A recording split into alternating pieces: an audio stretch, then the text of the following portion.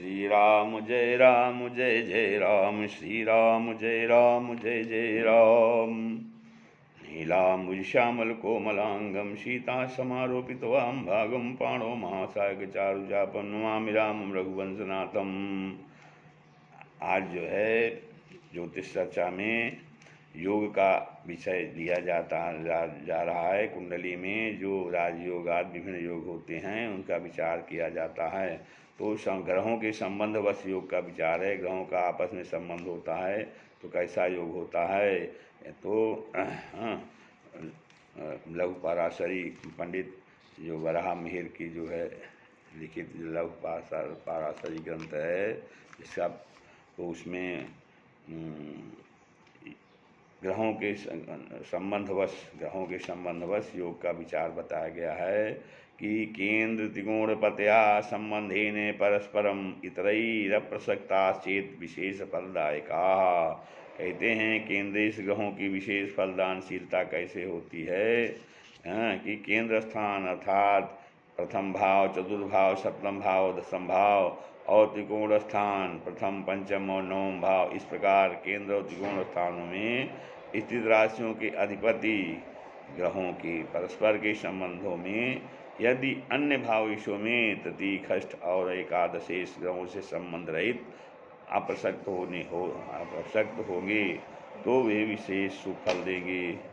अर्थात इस प्रकार की जातक की जन्म कुंडली में उक्त केंद्र त्रिकोणेश ग्रहों के संबंधों से विशेष भाग्योदय की शुभ सूचना संबंध कारक ग्रहों की दशांतरदशादि के समयों में होती ही है।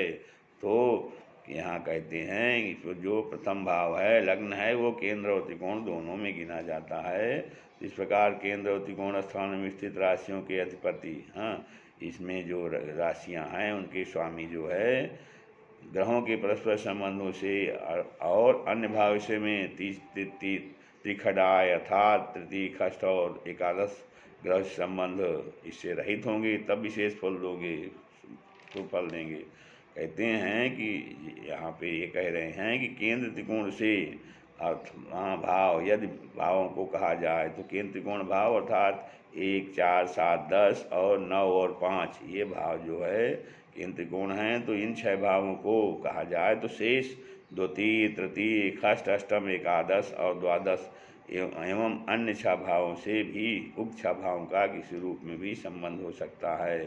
तो केवल जो है 3, 6 और 11 तृतीय, खष्ट और एकादश भाव के साथ का संबंधाभाव होना चाहिए। इतरई से उक्त 3 ही भाव क्या लिए जाएं, ऐसी शंका स्वाभाविक होती है। तो हमारे आचार्यों ने पहले कहा है कि द्वितीय द्वादश भावों के संबंधों की चर्चा किया है कि वो जो है स्थानांतरण फल देते हैं और अष्टम भाव के संबंध में भी चर्चा है।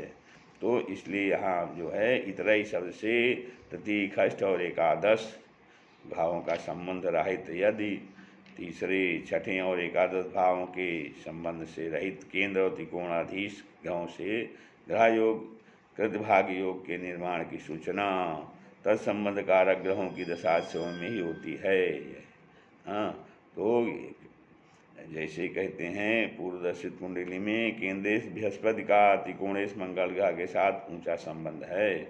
मंगल की दशा में गुरु की अंतर्दशा या गुरु की दशा में मंगल की अंतर्दशा में भाग्योदय योग होगा ही, तथा किसी भी ग्रह की दशांतरदशा में भी मंगल गुरु की दशांतरदशा सूक्ष्म प्राणदशा समयों में जातक को हर्ष होगा ही। श्री राम जय जय।